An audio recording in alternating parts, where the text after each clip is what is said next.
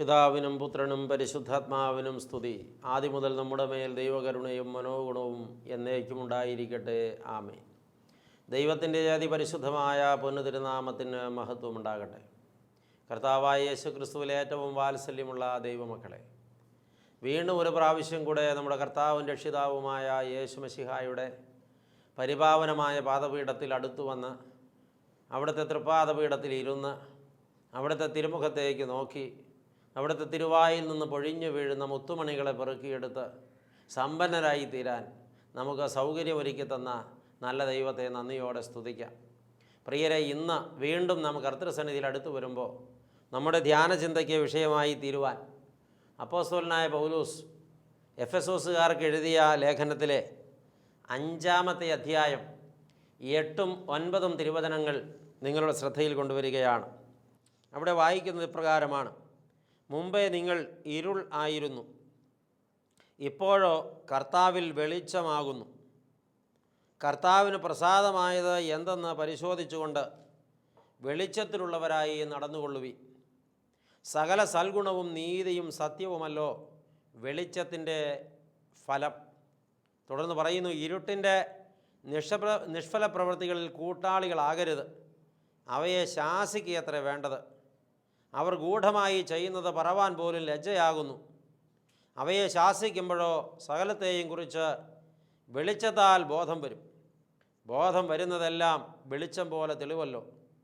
അതുകൊണ്ട് ഉറങ്ങുന്നവനെ ഉണർന്ന് മരിച്ചവരുടെ ഇടയിൽ നിന്ന് എഴുന്നേൽക്ക, എന്നാൽ ക്രിസ്തു നിൻ്റെ മേൽ പ്രകാശിക്കും.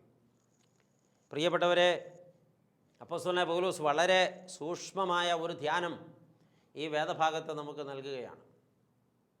മുമ്പ് നിങ്ങൾ ഇരുളായിരുന്നു, ഇപ്പോഴോ നിങ്ങൾ വെളിച്ചമാകുന്നു. അതുകൊണ്ട് നിങ്ങൾ വെളിച്ചത്തിലുള്ളവരായി കർത്താവിന് പ്രസാദമായതെന്തെന്ന് പരിശോധിച്ചുകൊണ്ട് വെളിച്ചത്തിലുള്ളവരായി നടന്നുകൊള്ളുവീനെന്ന് അപ്പോസ്തലൻ നമ്മെ ഓർമ്മിപ്പിക്കുകയാണ്. മുമ്പേ ഇരുളായിരുന്നു എന്ന് വച്ചാൽ പാപത്തിൻ്റെ അടിമത്വത്തിലായിരുന്നു. പാപം ചെയ്യുന്നതിൽ ആനന്ദം കണ്ടെത്തിയിരുന്നു. പാപമാണ് ജീവിതത്തിലെ ആസ്വാദന മേഖലയായിരുന്നത്. അത് ഇരുട്ടിൻ്റെ പ്രവൃത്തികളായിരുന്നു. അത് ദോഷം നിറഞ്ഞവയായിരുന്നു. അതിനകത്ത് കയ്പുണ്ടായിരുന്നു, അതിനകത്ത് വെറുപ്പുണ്ടായിരുന്നു, അതിനകത്ത് ഒരുപാട് ദോഷങ്ങളുണ്ടായിരുന്നു. അത് അസൂയ നിറഞ്ഞതായിരുന്നു, അത് ജഡീക ഉന്മത്തത നിറഞ്ഞതായിരുന്നു. അത് ഈ ലോക ഇമ്പങ്ങളെ പെരുപ്പിക്കുന്നതും അതിൽ ഒരാളെ രസിപ്പിക്കുന്നതുമായിരുന്നു. മുമ്പേ നിങ്ങൾ ഇരുട്ട് ആയിരുന്നു, മുമ്പേ നിങ്ങൾ ഇരുട്ടിലായിരുന്നു. സത്യമാണ് പ്രിയപ്പെട്ടവരെ, ഒരാൾ യേശുക്രിസ്തു മുഖാന്തിരം യേശുക്രിസ്തുവിൽ ഒന്നായി, യേശുക്രിസ്തുവിൽ പാപമോചനം പ്രാപിച്ച്, യേശുക്രിസ്തുവിൽ കഴുകപ്പെട്ട്, യേശുക്രിസ്തുവിൽ വിശുദ്ധരും നിർമ്മലരുമായി തീരുന്നത് വരെ പാപത്തിലായിരുന്നു. എഫെസോസിലെ സഭയോടാണ് പൗലോസ് പറയുന്നത്, നിങ്ങൾ മുമ്പ് ഇരുട്ടായിരുന്നു, ഇരുട്ടിലായിരുന്നു, ഇപ്പോഴോ നിങ്ങൾ വെളിച്ചവും വെളിച്ചത്തിലുള്ളവരുമാണ്. ഇത് ഓരോ ക്രിസ്ത്യാനിയെ സംബന്ധിച്ചും സത്യമാണ്, സത്യമായിരിക്കേണ്ടതാണ്. എന്നാൽ പ്രിയപ്പെട്ടവരെ, ഇപ്രകാരം കഴുകപ്പെട്ട് ക്രിസ്തു പക്ഷത്ത് വന്നതിന് ശേഷവും ഇരുട്ടിൻ്റെ പ്രവൃത്തികളെ ഒരു മനുഷ്യൻ ചെയ്യുന്നുവെങ്കിലോ അവനെക്കുറിച്ചാണ് പറയുന്നത്, നിങ്ങളിങ്ങനെ ആകരുത് എന്ന്. പലപ്പോഴും ആളുകൾക്ക് ചായ്വ് കൂടുതൽ ഈ ലോകത്തോടും ഇതിൻ്റെ സുഖങ്ങളോടും അതിലേക്ക് മനുഷ്യനെ ആകർഷിക്കുന്ന പാപങ്ങളോടുമാണ്. അതിന് കാരണം മറ്റൊന്നുമല്ല, അത് ഭയങ്കര സുഖം പകരുന്ന സംഗതികളാണ്. സുഖാന്വേഷിയായ മനുഷ്യൻ നിർഭാഗ്യവശാൽ സുഖം കിട്ടുന്നിടത്തേക്ക് ചായും. എന്നാൽ പ്രിയപ്പെട്ടവരെ, അത് ദോഷമാണ്. ഈ സുഖങ്ങളെല്ലാം ഭാവം മാറും, ഈ സുഖങ്ങളെല്ലാം ഫണം വരിച്ചാടും, ഈ സുഖങ്ങളെല്ലാം ഒരിക്കൽ ആഞ്ഞു കൊത്തും, ഈ സുഖങ്ങളെല്ലാം വലിയ ദോഷങ്ങൾ കൊണ്ടുവരും, ഈ സുഖങ്ങളെല്ലാം ഒരു മനുഷ്യനെ നരകത്തിലേക്ക് തള്ളിയിടും, ഈ സുഖങ്ങളെല്ലാം മാരക രോഗങ്ങളും മാറാരോഗങ്ങളും വരുത്തിവെക്കും, ഈ സുഖങ്ങളെല്ലാം ബന്ധങ്ങളെല്ലാം ഉലച്ചു കളയും, ഈ സുഖങ്ങളെല്ലാം ഒരു മനുഷ്യനെ അങ്ങേയറ്റം ഒറ്റപ്പെടുത്തും. പ്രിയപ്പെട്ടവരെ, ഈ സുഖങ്ങൾ മനുഷ്യനെ ആകർഷിക്കുന്നുണ്ട്, പക്ഷേ അത് ഇരുട്ടാണെന്നും അത് ഇരുട്ടിൻ്റെ ആകർഷണമാണെന്നും മനുഷ്യൻ തിരിച്ചറിയണമെന്ന് അപ്പോസ്തലൻ പറയുകയാണ്. ക്രിസ്തീയ ജീവിതം പോരാട്ടത്തിൻ്റെ ജീവിതമാണെന്ന് പറയുന്നത് ഇവിടെ ഒരിക്കൽ കൂടെ അടയാളപ്പെടുത്തേണ്ടി വരികയാണ്. വലിയ പോരാട്ടമുണ്ട് പ്രിയപ്പെട്ടവരെ. വിശുദ്ധ ജീവിതം നയിക്കുക എന്ന് പറയുന്നത് വലിയ യുദ്ധസമാനമായ ഒരു പോരാട്ടമാണ്. ജീവിതത്തിൽ ഏറ്റവും ആസ്വാദ്യകരമായ ചിലത് മനഃപൂർവ്വം വേണ്ടെന്ന് വയ്ക്കാനുള്ള പോരാട്ടമാണ്. തൻ്റെ ജീവിതത്തിൽ ഏറ്റവും സുഖം പകരുന്ന ചില നിമിഷങ്ങൾ മനഃപൂർവ്വം വേണ്ടെന്ന് വയ്ക്കാനുള്ള ഒരു പോരാട്ടമാണ്. തൻ്റെ ജീവിതത്തിൽ മറ്റുള്ളവരോടൊപ്പം തന്നെ ഉയർത്തി നിർത്തുന്ന പല സംഗതികളും മനഃപൂർവ്വം വേണ്ട എന്ന് വയ്ക്കാനുള്ള ഒരു പോരാട്ടമാണ്. മനസ്സിനെ ഇക്കിളിപ്പെടുത്തുന്ന ചില കാഴ്ചകൾ ഞാൻ കാണുകയില്ല എന്ന് മനഃപൂർവ്വം തീരുമാനിക്കാനുള്ള ഒരു പോരാട്ടമാണ്. ഇത് ഇരുട്ടിൻ്റെ പ്രവൃത്തികളോടുള്ള ഇരുട്ടിനോടുള്ള പോരാട്ടമാണ്. ക്രിസ്തീയ ജീവിതം യുദ്ധക്കളത്തിലുള്ള നിൽപ്പാണ്. അത് നാം എപ്പോഴും ഓർത്തിരിക്കണം പ്രിയപ്പെട്ടവരെ. അതുകൊണ്ട് നമുക്ക് ഈ കാര്യത്തിൽ ഒരു പിടിച്ചു നിൽപ്പ് ആവശ്യമുണ്ട്. വെളിച്ചത്തിൻ്റെ മക്കൾ വെളിച്ചത്തിൻ്റെ പ്രവൃത്തിയാണ് ചെയ്യുക. അത് സ്നേഹത്തിൻ്റെ പ്രവൃത്തിയാണ്, അത് സമാധാനത്തിൻ്റെ പ്രവൃത്തിയാണ്, അത് സന്തോഷത്തിൻ്റെ പ്രവൃത്തിയാണ്, അത് ദൈവാത്മാവിൻ്റെ ഇടപെടലിൻ്റെ പ്രവൃത്തിയാണ്. വെളിച്ചത്തിലുള്ളവർ ഒരു കാര്യവും മറച്ചു വയ്ക്കാനില്ല അവർക്ക്. കാരണം അവർ ചെയ്യുന്നതെല്ലാം വളരെ ഓപ്പണായിട്ടാണ്. അവരുടെ വ്യക്തിത്വം പോലും തുറന്ന പുസ്തകമാണ്. അവർക്കൊന്നും മറച്ചു വയ്ക്കാനില്ല. അവരൊരു കാര്യവും നിഗൂഢമായി വയ്ക്കുകയില്ല. അവർ പൂർണ്ണമായും തുറന്ന പുസ്തകം പോലെ ഇരിക്കും. എന്നാൽ ഇരുട്ടിലിരിക്കുന്നവർ അങ്ങനെയല്ല. അവരൊരു നിഗൂഢ വ്യക്തിത്വം സൂക്ഷിക്കുന്നവരായിരിക്കും. അവരെന്തൊക്കെയോ ഒളിച്ചു വയ്ക്കുന്നവരായിരിക്കും. ഒരു അകലമിട്ട് നിൽക്കുന്നവരായിരിക്കും. മറപിടിച്ച് സംസാരിക്കുന്നവരായിരിക്കും. അവർ നിഗൂഢമായ പല ചിന്തകളും വെച്ച് പുലർത്തുന്നവരായിരിക്കും. അവർ പലപ്പോഴും അന്തർമുഖരായിരിക്കും. അവർക്ക് മറ്റുള്ളവരോട് തുറന്നിടപെടാൻ ഒരു പക്ഷേ കഴിഞ്ഞില്ലെന്ന് വരാം. അവരവരുടേതായ ഒരു ലോകത്തിങ്ങനെ സഞ്ചരിക്കും. നമ്മളൊരു പക്ഷേ നോക്കുമ്പോൾ നമുക്ക് തോന്നും എന്തോ രോഗമുണ്ടെന്ന്, എന്തോ ഡിസോർഡർ ഉണ്ടെന്ന്. സത്യത്തിൽ അവരെന്തൊക്കെയോ ഒളിച്ചു വയ്ക്കുന്നവരും ഒരു ആന്തരിക വ്യക്തിത്വം സൂക്ഷിക്കുന്നവരുമാണ്. ഇന്ന് സമൂഹത്തിൽ ഇങ്ങനെ രണ്ട് വ്യക്തിത്വം സൂക്ഷിക്കാൻ പ്രത്യേക പരിശീലനം കിട്ടിയതുകൊണ്ടാണോ, സ്വയം പരിശീലിച്ചെടുത്തതുകൊണ്ടാണോ, രണ്ടിടത്തും ഒരുപോലെ നിലപാടെടുക്കുന്ന ആളുകളുണ്ട്. ചില ആളുകളെ പിടികിട്ടുകയില്ല പ്രിയപ്പെട്ടവർ. അവർ സോഷ്യൽ ആക്ടിവിറ്റീസിലൊക്കെ വളരെ സജീവമായിരിക്കും. എവിടെ പൊതുസഭ കൂടിയാലും അവിടെയൊക്കെ സജീവമായിരിക്കും. എല്ലായിടത്തും അവരുണ്ടെന്ന് വരുത്തി തീർക്കും. പക്ഷേ അവർ ഗോപ്യമായി, വളരെ നിഗൂഢമായി മറ്റു ചില കാര്യങ്ങൾക്ക് വേണ്ടി അവരുടെ ജീവിതം സമർപ്പിച്ചിരിക്കുന്നു. അതിനുവേണ്ടി അവർ ഒരുപാട് സമയം ചിലവഴിക്കുന്നു. അവരുടെ ബ്രെയിൻ മുഴുവൻ സമയം അതിനകത്ത് എൻഗേജ്ഡ് ആയിരിക്കുകയാണ്. അതിലവർ പിടിക്കപ്പെടാതിരിക്കാൻ അവർ ഓപ്പൺ വേദികളിൽ വളരെ സജീവമായി ഇടപെടുകയാണ്. ശരിക്കും പറഞ്ഞാൽ വലിയ ഒരു കാപട്യമാണ് ഈ സൊസൈറ്റിയിൽ ഇപ്പോൾ കണ്ടുവരുന്നത്. പൗലോസ്ലീഹ എഴുതുന്ന കാലത്ത് ഇങ്ങനെ നാടകം കളിക്കുന്ന ആളുകളെ പൗലോസ്ലീഹ ഒരുപാട് കണ്ടു കാണാൻ തരവില്ല. പക്ഷേ ഇപ്പോഴത് വളരെ അധികമാണ്. ഒരുപാട് ആളുകൾ തങ്ങളുടെ യഥാർത്ഥ വ്യക്തിത്വത്തെ മൂടി വെച്ചിട്ട് പുറമെ മറ്റൊരു വ്യക്തിത്വം പ്രകടിപ്പിക്കുകയാണ്. എന്നുവെച്ചാൽ ഉള്ളു നിറച്ചും എന്തെല്ലാമോ നിഗൂഢമായ പാപങ്ങളോ വൈരാഗ്യങ്ങളോ കൊലപാതക ചിന്തകളോ അതിന് സമാനമായ മറ്റ് ആസൂത്രണങ്ങളോ നടക്കുമ്പോൾ പുറമേ വെളുക്കച്ചിരിച്ചും വെള്ളവസ്ത്രം ധരിച്ചും മറ്റുള്ളവരുടെ കൂട്ടത്തിൽ ഇടപെട്ടും എല്ലാ നല്ല കാര്യങ്ങളിലും ഉത്സാഹിയായി നിൽക്കുന്ന ദ്വിമാന വ്യക്തിത്വമുള്ള നിഗൂഢ മനുഷ്യർ. ഒരു ക്രിസ്ത്യാനിയെ സംബന്ധിച്ച് അപ്പോസ്തലനായ പൗലോസ് പറയുന്നത്, നീ വെളിച്ചത്തിന് സന്തതിയാണ്, നിനക്കൊരു മുഖം മതി. നീ എന്താണെന്ന് നീ നിൻ്റെ നടപടികളിലൂടെ നിൻ്റെ പെരുമാറ്റത്തിലൂടെ നീ തെളിയിക്കണമെന്ന് അപ്പോസ്തലൻ പറഞ്ഞു വയ്ക്കുകയാണ്. അതെന്താണെന്നും കൂടെ പറഞ്ഞിട്ടുണ്ട്. സകല സൽഗുണവും നന്മയും നീതിയും അത്രേ വെളിച്ചത്തിൻ്റെ ഫലം. സകല സൽഗുണങ്ങളും തികഞ്ഞ ഒരാളായിരിക്കും വെളിച്ചത്തിൽ നടക്കുന്നയാൾ. സൽഗുണങ്ങളെന്ന് പറയുമ്പോൾ ദുർഗുണങ്ങളില്ലാത്തവർ. നല്ല ഗുണങ്ങളുടെ കൂട്ടത്തിൽ എന്തോരം ഗുണങ്ങളാണ് പ്രിയപ്പെട്ടവരെ ചേർത്ത് വയ്ക്കാൻ പറ്റുന്നത്. അവർ പരോപകാരികളായിരിക്കും, അവർ ആതുര ശുശ്രൂഷിക്കാൻ മനസ്സുള്ളവരായിരിക്കും, അവർ പങ്കിടാൻ മനസ്സുള്ളവരായിരിക്കും, അവരങ്ങേയറ്റം മറ്റൊരാളെ സഹായിക്കുന്നവരായിരിക്കും. ഇങ്ങനെ നന്മ ചെയ്യാനുള്ള മനസ്സ് അവരിൽ. അതുപോലെ തന്നെ അവർ ദുശ്ശീലങ്ങൾക്ക് അടിമപ്പെട്ടവരായിരിക്കില്ല. അവർ മദ്യപാനം ചെയ്യില്ല, അവർ പുകവലിക്കില്ല, അവർ മയക്കുമരുന്ന് ഉപയോഗിക്കില്ല, അവർ അങ്ങനെയുള്ള ഒരു ദോഷപ്രവൃത്തികൾക്കും വിധേയരായിരിക്കില്ല, അതിന് ആരെയും പ്രോത്സാഹിപ്പിക്കില്ല. അങ്ങനെയുള്ള കൂട്ടുകെട്ടുകളിൽ നിന്ന് അവർ അകന്നിരിക്കും. അതുകൊണ്ട് അവർക്ക് വരുന്ന നഷ്ടം അവർ ലാഭമെന്നെണ്ണും. അപ്പോൾ സൽഗുണങ്ങൾ എന്നൊക്കെ പറയുമ്പോൾ ഒരു ക്ലീൻ ഇമേജ്, ജീവിതത്തിലൊരു ക്ലീൻ ഇമേജ്, ഒരു ദൈവ പൈതലിനുണ്ടാകും, വെളിച്ചത്തിൽ നടക്കുന്ന വ്യക്തിക്ക്. ഇന്ന് നമ്മുടെ ആളുകൾ ഈ ഈ ക്രിസ്ത്യാനിക്ക് ഉചിതമായ വേഷമുണ്ട്, അപ്പോഴും ഇപ്പോഴും അവിടെയും ഇവിടെയുമൊക്കെ. പക്ഷേ എല്ലായിടത്തും രഹസ്യ ജീവിതത്തിലും പരസ്യ ജീവിതത്തിലും ഇത് വെളിപ്പെടുത്തുവാൻ എത്ര പേർക്ക് കഴിയുന്നുണ്ട്? പൗലോസ്ലീഹ മറ്റൊരിടത്ത് പറയുന്നുണ്ട്, നിങ്ങൾ പകലെന്നതുപോലെ രാത്രിയും പുറമേ എന്നതുപോലെ അകമേയും നിങ്ങൾ വിശുദ്ധിയുള്ളവരായിരിക്കുമെന്ന്. ഈ പുറമേ ഭക്തി കാണിക്കുകയും അകമേ നിഗൂഢമായ പാപത്തെ പെരുപ്പിക്കുകയും ചെയ്യുന്നതിൽ ഒരിക്കലും ഒരു ദൈവ പൈതലിന് യോഗ്യത കണ്ടെത്താൻ കഴിയില്ല. അതേസമയം പുറമേ കാണിക്കുന്നത് തന്നെ അകമേയുമായിരിക്കണം. പുറമേയുള്ള വ്യക്തിത്വം തന്നെ അകമേയും ഉണ്ടാകണം. പുറമേ എല്ലാവരെയും സ്നേഹിക്കുന്നു എന്ന് വരുത്തി തീർക്കുമ്പോൾ അകത്ത സ്നേഹമുണ്ടായിരിക്കണം. ചില ആളുകൾ മറ്റുള്ളവരോട് വളരെ മധുരമായിട്ട് സംസാരിക്കും, അങ്ങോട്ട് മാറിയിട്ട് ഇപ്പോൾ താൻ ആരോടാണോ സംസാരിച്ചത് ആ ആൾക്ക് കെണി വയ്ക്കാനുള്ള പരിപാടി ആരംഭിക്കും. ഇന്ന് ഒരുപാട് പേരങ്ങനെയുണ്ട്. ഒരുപാട് പേരെ ചതിവിൽപ്പെടുത്തുന്ന, ഒരുപാട് പേരെ അപമാനിക്കുന്ന, ഒരുപാട് പേരെ വേട്ടയാടുന്ന വ്യക്തിത്വങ്ങൾ പുറമേ കാണുമ്പോൾ ഭയങ്കര മധുരമാണ്, ഭയങ്കരമായ സ്നേഹപ്രകടനങ്ങളാണ്. ഇതൊരു ക്രിസ്ത്യാനിക്ക് ചേർന്നതല്ല, അത് വെളിച്ചത്തിൻ്റെ പ്രകടനവുമല്ല. വെളിച്ചത്തിൻ്റെ പ്രകടനം അകമയും പുറമേയും ഒരുപോലെയാണ്. ഉള്ളിൽ സ്നേഹമുണ്ട്, പുറത്തത് പ്രകടിപ്പിക്കുന്നുണ്ട്. ഉള്ളിൽ കരുണയുണ്ട്, പുറത്തത് പ്രകടിപ്പിക്കുന്നുണ്ട്. ഉള്ളിൽ അനുകമ്പയുണ്ട്, പുറത്തത് പ്രകടിപ്പിക്കുന്നുണ്ട്. ഉള്ളിൽ എല്ലാവിധ വാത്സല്യവുമുണ്ട്, പുറത്തത് പ്രകടിപ്പിക്കുന്നുണ്ട്. ഇന്ന് പലരും ചെയ്യുന്നത് ഉള്ളിൽ വെറുപ്പാണ്, പുറത്ത് സ്നേഹമാണ്.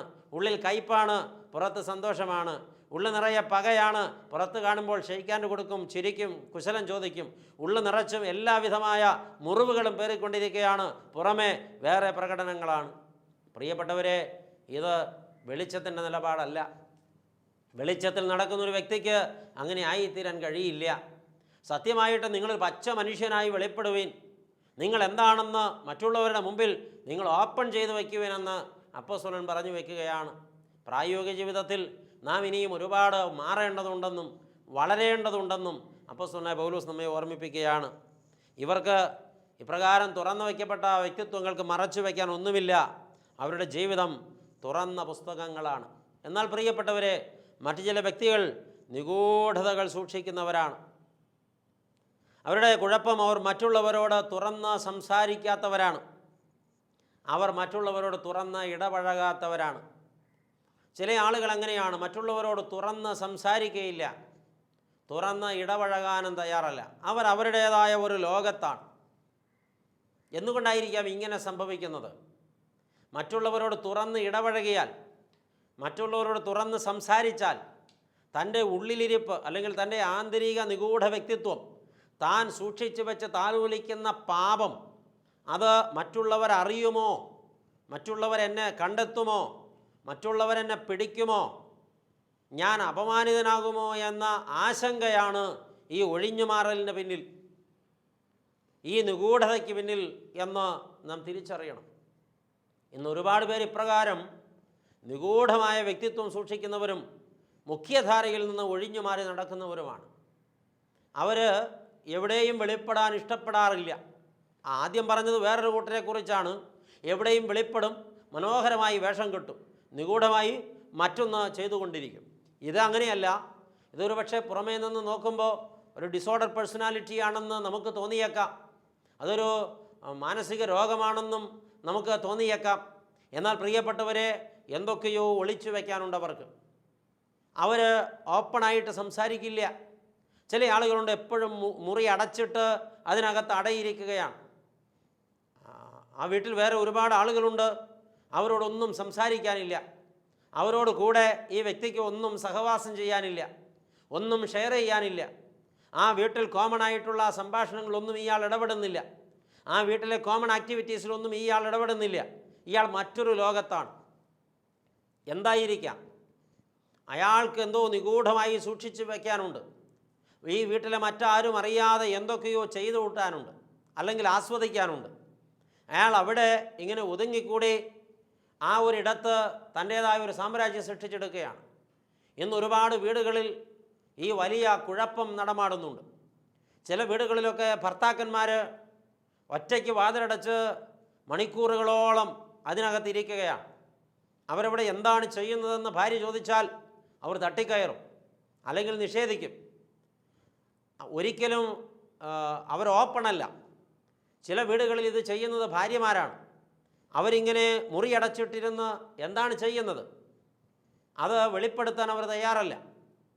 പ്രിയപ്പെട്ടവരെ, ചില ആളുകൾ ടെലഫോണിലൊരു കോൾ വന്നാൽ തൊട്ടടുത്ത് ഭർത്താവിരുന്നാലും ഭാര്യ ഇരുന്നാലും അവർ കേൾക്കാത്തിടത്തേക്ക് ഈ ടെലഫോണുമായിട്ട് പോവുകയാണ്. എന്ന് വെച്ചാൽ തൻ്റെ വീട്ടിലുള്ളവർക്ക് കേൾക്കാൻ പറ്റാത്തത് എന്തോ ആണ് സംസാരിക്കാൻ പോകുന്നത്. പ്രിയപ്പെട്ടവരെ, അതിൽ ഓപ്പൺ അല്ലാത്ത വ്യക്തിത്വത്തിൻ്റെ ഇടപെടലുകളാണ് ഈ കാണുന്നത്. ഇത് നമ്മൾ വളരെ സൂക്ഷ്മതയോടെ വിലയിരുത്തേണ്ട ഒരു കാര്യമാണ്. എന്നാൽ ഇങ്ങനെ ചെയ്യുന്ന ഒരാൾ മറ്റേയാൾക്കൊരു ഫോൺ വന്നാൽ അവിടെ പോയി കാത് കൂർപ്പിച്ചിരിക്കും. അദ്ദേഹം എന്താണ് അല്ലെങ്കിൽ അവൾ എന്താണ് പറയുന്നത് അതെനിക്ക് കേൾക്കുകയും വേണം. അപ്പോൾ ഉള്ളിലെന്തോ ഗോപ്യമായി വച്ചിരിക്കുന്ന ഒരു അവസ്ഥയാണിത്. ഇന്ന് പലയിടങ്ങളിലും ഇങ്ങനെ ഭാര്യാഭർത്തൃ ബന്ധം ഉലഞ്ഞു പോയിട്ടുണ്ട്. ഒരു സ്ത്രീക്ക് തൻ്റെ ഭർത്താവിനോടുള്ളതിൽ കൂടുതൽ ബന്ധം തന്നെ ഫോണിൽ വിളിക്കുന്ന ഒരു അന്യപുരുഷനോട് ഉണ്ടാകുമ്പോൾ അവൾ ഭർത്താവ് കേൾക്കാതെ സംസാരിക്കാൻ ദൂരേക്ക് മാറും, അല്ലെങ്കിൽ വാതിലടയ്ക്കും. ഭർത്താവിനോട് കുശലം പറയാത്ത, ഭർത്താവിനോട് തമാശ പറയാത്ത, ഭർത്താവിൻ്റെ മുഖത്ത് നോക്കി ചിരിക്കാത്ത, ഭർത്താവിൻ്റെ അരികിൽ ഇരിക്കാത്ത, ഭർത്താവിനെ ആശ്ലേഷിക്കാത്ത, ഭർത്താവുമായിട്ട് കുസൃതികൾ കൂട്ടാത്ത ഒരു സ്ത്രീ ഒരു അന്യപുരുഷനുമായി തമാശ പറയുന്നുണ്ട്, ചിരിക്കുന്നുണ്ട്, ഒരുപാട് കുശലങ്ങൾ പറയുന്നുണ്ട്, അങ്ങോട്ട് തമാശകൾ പറയുന്നുണ്ട്, കേൾക്കുന്നുണ്ട്. ഭർത്താവിനോട് ഇല്ലാത്തതിൽ കൂടുതൽ എന്തൊക്കെയോ ഒരടുപ്പം ഒരു അന്യപുരുഷനുമായി, അതാരുമായിക്കൊള്ളട്ടെ, ടെലഫോണിലോ അല്ലാതെയോ ഒരു സ്ത്രീ പ്രകടിപ്പിക്കുമ്പോൾ ആ വ്യക്തി നിഗൂഢത സൂക്ഷിക്കുന്നു. ഇത് തന്നെ പുരുഷന്മാരും ചെയ്യുന്നുണ്ട്. ഭാര്യയോട് സംസാരിക്കാൻ ഇഷ്ടമല്ല, അവളോട് വാത്സല്യം കാണിക്കാൻ ഇഷ്ടമല്ല, അവളുടെ അരികിൽ ഇരിക്കില്ല. അവൾ വന്ന് അരികിൽ ഇരുന്നാലും എന്താണെന്ന് ചോദിക്കും, എഴുന്നേൽപ്പിച്ചയക്കും. പലപ്പോഴും പേരിന് മാത്രമാണ് പരസ്പരമുള്ള ബന്ധങ്ങൾ. എന്നാൽ ഒരു അന്യ സ്ത്രീ ഫോണിൽ സംസാരിക്കുമ്പോൾ ചിരിക്കുന്നുണ്ട്, കളിക്കുന്നുണ്ട്, കുസൃതികൾ പറയുന്നുണ്ട്. ഇത് ഭാര്യ കേൾക്കാതിരിക്കാൻ വേണ്ടി ദൂരേക്ക് മാറിപ്പോകുന്നുണ്ട്. ചിലർ ഭാര്യ കേൾക്കെ പക വീട്ടുന്നത് പോലെ പെരുമാറുന്നവരുമുണ്ട്. ദൈവമക്കളെ, ഇങ്ങനെ എത്ര കുടുംബങ്ങളാണ് നശിച്ചു പോയിക്കൊണ്ടിരിക്കുന്നത്. ചില വീടുകളിൽ ചില കുഞ്ഞുങ്ങൾ ഫോൺ വരുമ്പോൾ ദൂരേക്ക് പോകും, അല്ലെങ്കിൽ വാതിലടയ്ക്കും. മാതാപിതാക്കൾ അറിയാത്ത എന്തോ ഒരു ബന്ധം, ഒരു നിഗൂഢത, ഒരു ഇരുട്ടിൻ്റെ പിടി ആ കുഞ്ഞുങ്ങളിലുണ്ട്. ഓപ്പൺ അല്ലാത്തവരൊക്കെ നിഗൂഢമായ പൈശാചിക ബന്ധനത്തിലാണെന്ന് തിരിച്ചറിയണം. പൈശാചിക ബന്ധനം അച്ഛൻ പറയുന്നത് ഒരു അജ്ഞാത ശക്തി വന്ന് മൂടുന്നു എന്നല്ല, ഇവരവരെ തന്നെ ഇതിനെ വിധേയപ്പെടുത്തി കൊടുത്തിരിക്കുന്നു എന്ന് തിരിച്ചറിയണം. അപ്പോൾ വെളിച്ചത്തിൽ നടക്കുക എന്ന് പറഞ്ഞാൽ തികച്ചും ഓപ്പണാവുക. അവർ ചിലപ്പോൾ പൊട്ടത്തരം വിളിച്ചു പറയും, പക്ഷേ അവർ നിഷ്കളങ്കരാണ്, അവർക്കൊന്നും മൂടി വയ്ക്കാനില്ല. ചില ആളുകൾ അവരുടെ ജീവിതത്തിൽ ഉണ്ടായ ചെറുതും വലുതുമായ എല്ലാ കാര്യങ്ങളും, ടെലഫോണിൽ സംസാരിച്ചപ്പോഴുണ്ടായതും പോയ വഴിയിലുണ്ടായതും ചെന്ന ഇടത്തുണ്ടായതും ഒക്കെ വീട്ടിലിരുന്ന് ഓപ്പണായിട്ട് വിളിച്ചു പറയും. ചില ആളുകൾ അവരുടെ ജീവിതത്തിൽ എന്തൊക്കെ സംഭവിച്ചാലും ഒരക്ഷരം പോലും ജീവിത പങ്കാളിയോട് പറയില്ല, എല്ലാം ഗോപ്യമായിട്ട് വയ്ക്കും. പ്രിയപ്പെട്ടവരെ, ഈ ഒളിച്ചു വയ്ക്കുന്ന വ്യക്തിത്വം അത് ഇരുട്ടിൻ്റെ ഒരു സ്വാധീനമാണ് വെളിപ്പെടുത്തുന്നത്. വെളിച്ചത്തിൻ്റെ സ്വാധീനമുള്ളവർക്ക് ഒന്നും മൂടി വയ്ക്കാനില്ല. പ്രിയപ്പെട്ടവരെ, തൻ്റെ വ്യക്തിത്വം വെളിപ്പെട്ടാൽ താൻ ലജ്ജിക്കേണ്ടി വരുമെന്ന ബോധമാണ്, താൻ മറ്റുള്ളവരുടെ മുമ്പിൽ ചെറുതായി പോയേക്കുമെന്ന ബോധമാണ്, താൻ പരാജയപ്പെട്ടേക്കേണ്ടി വരുമെന്ന ബോധമാണ്, മറ്റുള്ളവരെ കുറ്റപ്പെടുത്തിക്കൊണ്ടിരിക്കുന്ന താൻ കുറ്റമേറ്റെടുക്കേണ്ടി വരുമെന്ന ബോധമാണ് ഈ നിഗൂഢ വ്യക്തിത്വത്തിലേക്ക് ഒരുപാട് പേരെ ആകർഷിക്കുന്നത്. അവരറിയാതെ അത് സംഭവിച്ചു പോകുന്നുണ്ട്, പലരും അത് വച്ചു പുലർത്തുന്നുണ്ട്. ഇത് കേട്ടുകൊണ്ടിരിക്കുമ്പോൾ ഇത് കുടുംബങ്ങളിൽ കലഹത്തിന് കാരണമാകരുത്. പല കുടുംബങ്ങളിലും ഇന്ന് നിഗൂഢ വ്യക്തിത്വങ്ങൾ ഒരുപാട് അസ്വസ്ഥതകൾ സൃഷ്ടിക്കുന്നുണ്ട്. അവർ ഓപ്പണല്ല. ഒരു ക്രിസ്ത്യാനിക്ക് ഒരിക്കലും നിഗൂഢത വെച്ച് പുലർത്താൻ കഴിയില്ല. ക്രിസ്ത്യാനിക്ക് ഒന്നും ഒളിച്ചു വയ്ക്കാനില്ല. കാരണം അവരുടെ ഉള്ളിൽ വെളിച്ചമാണുള്ളത്, അവരുടെ ഉള്ളിൽ ക്രിസ്തുവാണുള്ളത്. അവർ പച്ച മനുഷ്യരാണ്. അവർ യേശു ക്രിസ്തുവിൻ്റെ നാമത്തിൽ ഓപ്പണായി ഇടപെടുന്നവരാണ്. ഇത് ക്രിസ്ത്യാനിക്ക് യോജ്യമാണ്, വെളിച്ചത്തിൻ്റെ മക്കൾക്ക്. ആ നിലയിലേക്ക് എല്ലാവരും എത്തിച്ചേരാനല്ലോ ദൈവത്തിൻ്റെ ആത്മാവ് ഇന്ന് നമ്മോട് സംസാരിച്ചു കൊണ്ടിരിക്കുന്നത്. ഗോപ്യമായി ചില പാപങ്ങൾക്ക് അടിമപ്പെട്ടവരാണ് ഇപ്രകാരം നിഗൂഢമായി പെരുമാറുന്നതെന്ന് പറഞ്ഞു വെച്ചപ്പോൾ ദൈവമക്കളെ, അത് കുഴപ്പങ്ങൾ ഉണ്ടാക്കാനായിട്ട് ഇടവരുത്തരുത്, കുടുംബകലഹത്തിന് കാരണമാക്കരുത്, അതിൻ്റെ പേരിൽ ആരും പരസ്പരം വാക്കേറ്റം ഉണ്ടാക്കരുത്. അതെല്ലാം ക്ഷമിച്ചും പുറത്തും ഈ പുറന്തോടുകൊണ്ട് മൂടി ഉള്ളിൽ അടയിരിക്കുന്നവർക്ക് ഇന്ന് പുറത്തേക്ക് ഇറങ്ങി ഒരു സോഷ്യൽ ലൈഫിലേക്ക് വരാൻ, പരസ്പരം ഒന്ന് ഉള്ളു തുറന്ന് സംസാരിക്കാൻ, തനിക്ക് ദൈവം തന്ന പങ്കാളിയെ അങ്ങേയറ്റം പ്രണയിക്കാൻ, എല്ലാവരോടും തുറന്ന് സംസാരിക്കാൻ മനഃപൂർവ്വം ഒരു തീരുമാനത്തിലേക്ക് എത്തുകയല്ലോ കാമ്യമായിട്ടുള്ളത്. ഇരുട്ടിനെ സ്നേഹിച്ച് ഇരുട്ടിൽ പിടിക്കപ്പെട്ട് ഇരുട്ടിൻ്റെ മക്കളായിട്ടല്ല ദൈവമക്കൾ ജീവിക്കേണ്ടത്. വെളിച്ചത്തിൻ്റെ മക്കൾ. വെളിച്ചമെന്നിവിടെ പറയുന്നത് യേശുക്രിസ്തുവിനെയാണ്. യേശു പറഞ്ഞു, ഞാൻ ലോകത്തിൻ്റെ വെളിച്ചമാണ്. വെളിച്ചത്തിലുള്ളവർ പൂർണ്ണമായിട്ടും വെളിപ്പെട്ട് നിൽക്കുന്നവരാണ്. അവരെ സംബന്ധിച്ച് അവർ സൂക്ഷ്മതയുള്ളവരായിരിക്കും. വെളിച്ചമുള്ളിടത്ത് ഒരാൾ തീർച്ചയായിട്ടും വസ്ത്രം ധരിച്ചേ പ്രത്യക്ഷപ്പെടുകയുള്ളൂ. വെളിച്ചമുള്ളിടത്ത് ഒരാൾ മാന്യമായിട്ട് ഇടപെടുകയുള്ളൂ. വെളിച്ചമുള്ളിടത്ത് ഒരാൾക്ക് നല്ല ബോധമുണ്ട്, എന്നെ ആരെങ്കിലുമൊക്കെ കാണുന്നുണ്ടാകും, അതുകൊണ്ട് പെരുമാറ്റം നല്ലതായിരിക്കും, നടപ്പ് നല്ലതായിരിക്കും, വേഷവിധാനം നല്ലതായിരിക്കും, ഡീസൻസി ഉണ്ടാകും. വെളിച്ചത്തിൽ നിൽക്കുന്ന ഒരാൾക്ക് ഇതൊക്കെ ഉണ്ടാകും. ഇരുട്ടിൽ നിൽക്കുന്ന ഒരാളെ സംബന്ധിച്ച് അവരെ ആര് കണ്ടുപിടിക്കാനാ? ഇരുട്ടിൽ നിൽക്കുന്ന ഒരാൾക്ക് വസ്ത്രമില്ലെങ്കിൽ എന്താ? ഇരുട്ടിൽ നിൽക്കുന്ന ഒരാൾ എന്തൊക്കെ ചെയ്താൽ ആര് കാണാൻ? ഇരുട്ട് ഒരു മറയാണ് പ്രിയപ്പെട്ടവരെ. സത്യത്തിൽ ജീവിതത്തിൽ ഇങ്ങനെ വെളിച്ചത്തിൽ നിൽക്കുന്നവരും ഇരുട്ടിൽ നിൽക്കുന്നവരുമുണ്ട്. നാം എവിടെ നിൽക്കുന്നു എന്ന ഒരു പരിശോധന വ്യക്തമായി നാം ഇന്ന് നടത്തണം. അപ്പോസ്തലൻ പറയുന്നുണ്ട്, നിങ്ങൾ വെളിച്ചത്തിലുള്ളവരായി നടപ്പി. അതാണ് ദൈവം പ്രതീക്ഷിക്കുന്നത്. അതാണ് നമ്മിൽ നിന്ന് ലോകവും പ്രതീക്ഷിക്കുന്നത്. ക്രിസ്ത്യാനി വെളിച്ചത്തിലുള്ളവരായി നടന്നാൽ നമ്മെ കാണുന്നവരും വെളിച്ചത്തിലുള്ളവരായി നടക്കാൻ ശ്രമിക്കും. അങ്ങനെയാണ് ആദിമസഭയിൽ സംഭവിച്ചത്. വിശുദ്ധ പിതാക്കന്മാരുടെ പ്രസംഗമല്ല, വിശുദ്ധ പിതാക്കന്മാരുടെ ജീവിതമാണ് അനേകരെ ക്രിസ്തുവിലേക്ക് ആകർഷിച്ചത്, ക്രിസ്തീയ ജീവിതത്തിലേക്ക് ആകർഷിച്ചത്. സത്യത്തിൽ അവരുടെ പ്രസംഗത്തേക്കാൾ 10,000 മടങ്ങ് ശക്തമായിരുന്നു അവരുടെ ജീവിതം, അവരുടെ സാക്ഷ്യം, അവരുടെ പെരുമാറ്റം, അവരുടെ ഇടപെടലുകൾ, അവരുടെ നടപടികൾ. അവരെല്ലായിടത്തും തങ്ങളെ ഒരു തുറന്ന പുസ്തകം പോലെ വെളിപ്പെടുത്തി കാണിച്ചു. ഒരു നിഗൂഢതയും അവരിലുണ്ടായിരുന്നില്ല. പിടികിട്ടാത്ത ഒരു വ്യക്തിയെ പിന്തുടരാൻ എല്ലാവർക്കും ആശങ്കയായിരിക്കും. പക്ഷേ തുറന്ന വ്യക്തിത്വമുള്ള ഒരാളെ പിന്തുടരാൻ ആർക്കും ഒരാശങ്കയും ഉണ്ടാകില്ല. എല്ലാവരും ഉത്സാഹത്തോടെ അവരെ പിന്തുടരും. വെളിച്ചത്തിൻ്റെ മക്കൾ അവരുടെ പ്രവൃത്തികൾ നല്ലതാകയാൽ വെളിച്ചത്തെ സ്നേഹിക്കുന്നു. ഇരുട്ടിൻ്റെ മക്കൾ അവരുടെ പ്രവൃത്തികൾ ചീത്തയാകയാൽ ഇരുട്ടിനെ സ്നേഹിക്കുന്നു. ഇരുട്ടിനെ സ്നേഹിക്കുന്നത് കുറ്റവാളികളാണ്. ഇരുട്ടിനെ സ്നേഹിക്കുന്നത് കള്ളന്മാരാണ്. ഇരുട്ടിനെ സ്നേഹിക്കുന്നത് വേട്ടക്കാരാണ്. ഇരുട്ടിനെ സ്നേഹിക്കുന്നത് എപ്പോഴും ദോഷം ഉള്ളിൽ ചിന്തിക്കുന്നവരും ദോഷപ്രവൃത്തികൾ ചെയ്യുന്നവരുമാണ്. വെളിച്ചത്തെ സ്നേഹിക്കുന്നത് ദൈവമക്കളാണ്. വെളിച്ചത്തെ സ്നേഹിക്കുന്നത് സ്നേഹമുള്ളവരാണ്. വെളിച്ചത്തെ സ്നേഹിക്കുന്നവർ ഒന്നും മറച്ചു വയ്ക്കാനില്ലാത്തവരാണ്. വെളിച്ചത്തെ സ്നേഹിക്കുന്നത് എപ്പോഴും ദൈവസ്നേഹത്തിൽ നിറയപ്പെട്ടവരാണ്. വെളിച്ചത്തിലുള്ളവരായി നടപ്പീനെന്ന് അപ്പോസ്തലൻ നമ്മെ ഓർമ്മിപ്പിക്കുകയാണ്. ദൈവമക്കളെ, ഈ ചിന്ത നമ്മുടെ ജീവിതത്തെ നന്നായി സ്വാധീനിക്കട്ടെ. നമുക്ക് പാപത്തെ പുറത്തു നിർത്താം. നമ്മുടെ ആന്തരിക വ്യക്തിത്വത്തെ സൂക്ഷ്മതയോടെ നമുക്ക് ഒരുക്കിയെടുക്കാം. നമ്മുടെ പാപജീവിതത്തോട് എന്നേക്കുമായിട്ട് നമുക്ക് വിട പറയാം. നാം വിളിക്കപ്പെട്ടവരാണ്, നാം വീണ്ടെടുക്കപ്പെട്ടവരാണ്, നാം വേർതിരിക്കപ്പെട്ടവരാണ്, കുഞ്ഞാടിൻ്റെ രക്തത്തിൽ കഴുകപ്പെട്ടവരാണ്, യേശു ക്രിസ്തുവിൽ ഒന്നാക്കി ചേർക്കപ്പെട്ടവരാണ്, സ്വർഗത്തിലെ ജീവപുസ്തകത്തിൽ പേരെഴുതപ്പെട്ടവരാണ്, ദൈവമക്കളെന്ന സ്ഥാനവും പദവിയും ഉള്ളവരാണ്. നമ്മുടെ പദവിക്കൊത്തവണ്ണം നമുക്ക് ജീവിക്കാം. അതാണ് വെളിച്ചത്തിലുള്ള നടപ്പ്. അതിലൂടെ നമ്മുടെ ജീവിതത്തിനോട് ധന്യത കൈവരട്ടെ എന്ന് ദൈവനാമത്തിൽ ആശംസിക്കുന്നു. ഈ ധ്യാനം അനേകരുടെ ജീവിതത്തിൽ മാറ്റമുണ്ടാക്കട്ടെ എന്ന് പ്രാർത്ഥിക്കുന്നു. ഇപ്പോൾ നമുക്ക് ഒരുമനപ്പെട്ട് പ്രാർത്ഥിക്കാം. സ്നേഹവാനും പരിശുദ്ധനുമായ ഞങ്ങളുടെ കർത്താവേ, ഈ അനുഗ്രഹീത നിമിഷങ്ങൾക്കായിട്ട് നന്ദിയോടെ സ്തോത്രം. അവിടുത്തെ പാദപീഠത്തിൽ നിൻ്റെ മക്കളെ വിളിച്ചിരുത്തിയിട്ട് നിങ്ങൾ വെളിച്ചത്തിലുള്ളവരായി നടപ്പീനെന്ന്, ഇരുട്ടിലുള്ളവരായിട്ടല്ല വെളിച്ചത്തിലുള്ളവരായിട്ട് നടപ്പീനെന്ന് ഞങ്ങളെ അവിടെ നിന്ന് കേൾപ്പിച്ചല്ലോ. മുമ്പേ നിങ്ങൾ ഇരുട്ടായിരുന്നു, ഇപ്പോൾ നിങ്ങൾ വെളിച്ചമാണെന്ന്. മുമ്പേ നിങ്ങൾ ഇരുളിലുള്ളവരായിരുന്നു, ഇപ്പോൾ നിങ്ങൾ വെളിച്ചത്തിലുള്ളവരാണെന്ന്.